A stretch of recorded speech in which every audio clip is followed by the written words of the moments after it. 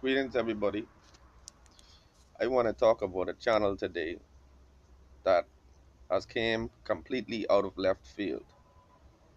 This channel has turned the racial dynamics of the black diaspora, the African diaspora. He has turned the racial dynamics on its head, right? Because basically, Stephen Brown, a YouTuber, has basically created a channel that is for light-skinned people only. That's right. He's made a channel for light-skinned people only, and he has actually forged it into uh, a light-skinned movement, right? His perception is that light-skinned individuals in the black community have been ostracized, have been disrespected, have been alienated. Um, Basically, they have been oppressed for having light skin, right? Now, I can confess to knowing a few individuals who have expressed similar sentiments. One of my friends from the earlier days in college, he actually lamented the fact that, you know, he is not black enough to be around black people, and he is not white enough to be around white people, right? Now, as I discussed in a previous video, the fact that this stratification has taken place cannot be pinned, cannot be blamed on African people.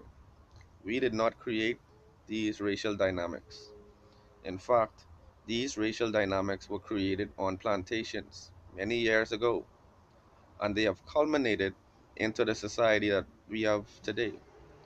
Because I can say that while light skinned people are oftentimes um, the recipients of privilege, while they are oftentimes um, the recipients of social promotion, while they are oftentimes unfairly, in some cases, unfairly elevated over dark skinned people, I can also say that there's a flip side to that, right? Stephen Brown is endeavoring to represent that flip side.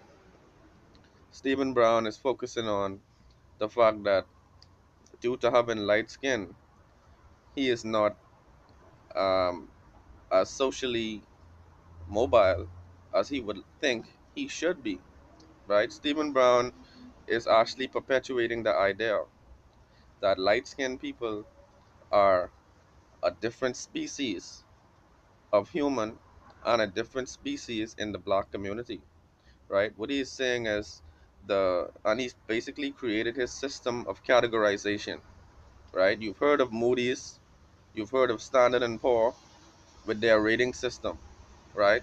BBB, CCC, and what have you. Well, Stephen Brown has created his own rating system for black people, and he's made a system to measure your blackness. And so apparently, some of us are light skin, black skin, some of us are brown skin, black skin, some of us are dark skin, black skin, right? It sounds foolish, it sounds silly, but he has created a system to make black people feel like they are not the same type of entity, right? And I would like to make a comparison to the ADOS movement and see if we can reconcile this matter in under 7 minutes, right? Well, firstly, if you look at the ADOS movement has planted a seed which will create tension between Caribbean nationals, African nationals, and the American black people, right? So that's the first way that they are now creating and drawing a distinction between us, right? And so here comes movements like Stephen Brown's channel. Stephen Brown's channel has taken the division and he has stepped it up a notch because now he is telling us if your eyes are not the same, if your nose is maybe a little bit different, if your skin complexion is maybe a little bit different, then you need to also separate yourself, right? You need to create your own racial categorization and actually fight your own separate struggle, right?